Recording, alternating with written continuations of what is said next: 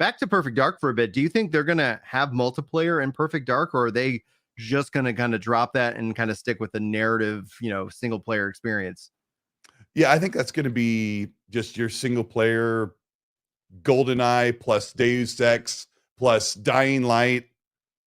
Yeah, I think it's just going to be that. It's just play the campaign and traverse around a futuristic Egypt. And I wonder if they'll take you anywhere else. It seems to be that'll be the major location where everything happens. But I'm really excited about that. And then the combat looks really great. And you're looking at Crystal Dynamics and then Daryl Gallagher, who did the Tomb Raider reboots, and he's like, "Oh, we're gonna make a first-person shooter," and it looks like they know what they're doing, and that's because they bring in tons of devs that have experience working across multiple genres and multiple games. So I think what they're showing right now is, hey, that's going to be a good game. Yeah, I hope so. I really do. Perfect Dark was one of those series that I think really defined the N64 generation, more so than GoldenEye. I know people generally kind of shift that mind to GoldenEye, but it was Perfect Dark that was doing just all these interesting things that I was always hopeful that we would see that franchise make a return.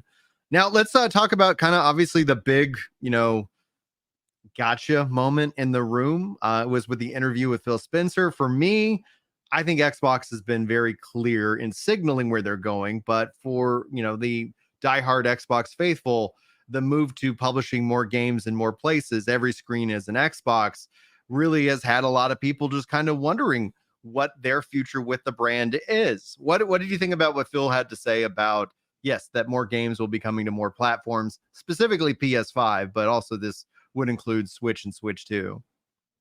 Oh yeah.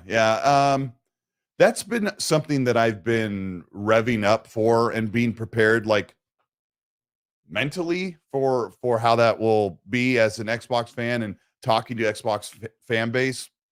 Um, I think it was very early on in the year when this was being talked to. I talk to people that start to hear this stuff as it's rumbling. So I remember when we first heard about it, I was like, well, I guess that doesn't shock me that they might put a lot or many games or most games. Is kind of how I approach it. I told my friends, like I talked to Randall Thor 19 a lot about this stuff, and we analyze stuff over the phone. And I said, Rand, I could actually sell you on the idea to put every game on PlayStation, just as long as Game Pass could grow. But Phil's answer was very contradictory to what he was saying 2 years ago with Bethesda. And Yeah. we weaponized his very short statement where he said, if you're an Xbox customer, I want you to know that this is all about bringing you great games where Game Pass exists. And we thought they're never going to put something on PlayStation other than Minecraft, right? Unless Game Pass is on a PlayStation. But fast forward to a year or two later when a lot of us were very, very wrong that the ABK merger meant the death of Xbox having unique exclusives and a full sprint to try and grow their console fan base and their Xbox Game Pass fan base first. So it's really been all about, as a fan, saying, what does this mean for me? What do I lose as an Xbox fan? The list war. The console plastic war is what you lose. And you can't really find any other reason that you could lose something with this. Is what it means is Xbox used to make 4 games in a 4-year time. You get a Gears, a Halo, and a Forza. If you're lucky, you got some Fable game. That was basically what you got from first party. Correct. And now you're going to get, in a generation, you're going to get 20 to 30 games from their own studios. So it's really been about acceptance as being someone like me who comes off very, very strongly as a console fanboy. I play half my time on PC and Xbox, and then I play the stellar exclusives, 1 or 2 times a year on PlayStation, and that's really what I do. So, yeah.